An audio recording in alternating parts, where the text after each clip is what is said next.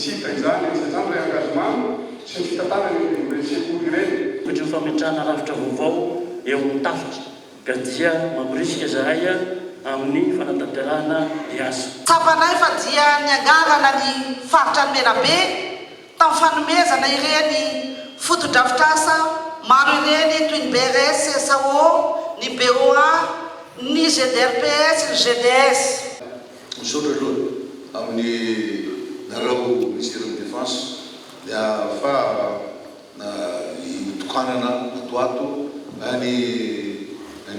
kanjony Maravila. Misy fanontaniana avy amin'ny solombavam-bahoaka ny Nosy Be mikasika an'ireo mpindramona tsy ara-dalàna ao amin'ny Nosy ao izay marina tokoa satria raha ny fahafantarana azy dia misy tokoa zany zavatra zany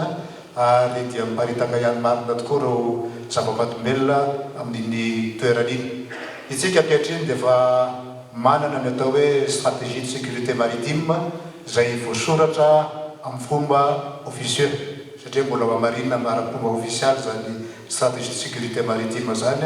ary anatin'izany indrindra ny fifanomezana tanana eo amin'ireo zone de défense et de sécurité akarana ohatra any avaratra indrindra sy ny atao hoe centre de fusion des informations maritimes izay mifanome vaovao amin'ireo sambo ara-dalàna mivezivezy na ihany koa tsy ara-dalàna mivezivezy manodidina ny système masiny Madagasikara ary tafiditra indrindrandrindra amin'izany Nosy Be satria fantatra fa dia ao tokoa no fidiran'ireo olona avy any amin'ny toeran-kafa miditra eto Madagasikara. Ary ny toeran'iny koa moa dia voakilasy anatin'ny zone maritime prioritaire d'intervention ary isika ankehitriny anatin'ny fanitsinan'ny rafitry ny tafika dia efa misy ny état-major de la marine nationale, efa misy ny ezaka izay atao ampitaovana an'izy ireo ary angamba tsy hoe dia metraka ny atao hoe sémaphore sika na hoe réseau sémaphorique eraky ny Madagasikara afatsika mitily an'ireny sambo ireny avy any lavitra afatsika mifanome vaovao amin'ireo sambo izay miodikotina amin'ny système masiny Madagasikara. Ankilan'izay dia misy ihany koa ny filazana ataon'io sy fandriampahalemana any Ambatolahy, any Andrivazo sy ny sisa araka ny lazaiko tamin'ireo solombavam-bahoaka namazika maro moa dia misy tokoa ilay croissant avy any Menaky makany Menabe izay mbola misy sy fandriampahalemana, misy ataontsika hoe insécurité récurrente filazana azy ary izay moa maly efa ny teny fa ifotony mihitsy ijery ary ijery ny paikady izay mbola tokony apetrakisika satria efa maromaro base opérationnelle avancée sur le détachement spécial de sécurité apetrakisika amin'ireny toerana ireny ary amaly ny tenin'ny ramatoa solombavam-bahoaka ny Andrivazo amin'ny ametrahana tokoa fandriampahalemana amin'ny faritra andrefaniny. Raha taloha ny faritra atsimo no nalaza tamin'izany, raha taloha ny faritra ampovoany amin'ny Sandra sy ny manodidina iny Ambatoa Fihinandrana nalaza amin'izany, izao kosa toa mifindra amin'ny faritra Andrefanosy iny nisy fandriampahalemana satria inona ny antony? Satria voatosika bakany ireo olon-drasy, izay no antony. Ka noho izany dia fongorotsika hatramin'ny fotony izany olon-drasy izany izay azahoana ny fandriampahalemana tanteraka amin'ny faritra iny. Eo ny fampiasana hélicoptère izy ireny moa tsy hoe ampiasaina fotsiny amin'izao fa misy lamina, misy rafitra satria fantatrareo tsara fa tany Ambekapaika ohatra dia hatramin'ny hélicoptère dia lasa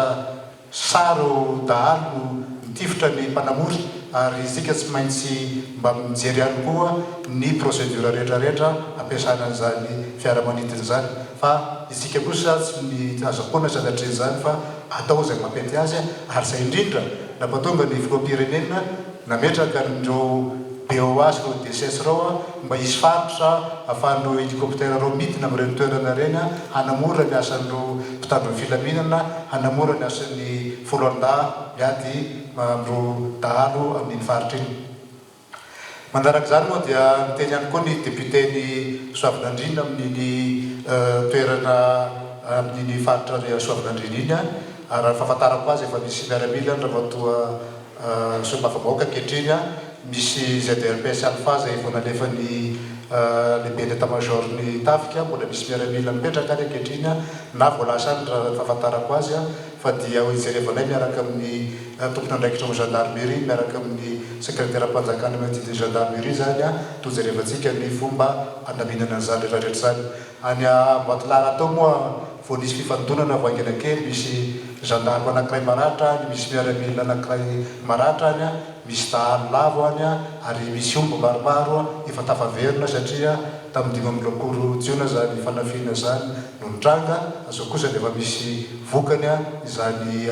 fanarahandia zany daly zany a efa miverina ny akamaroany omby a ary mbola mpanarahana zany ny gendarmerie sy ao mitafika ankehitriny ramatoa député zay ngamba no azoko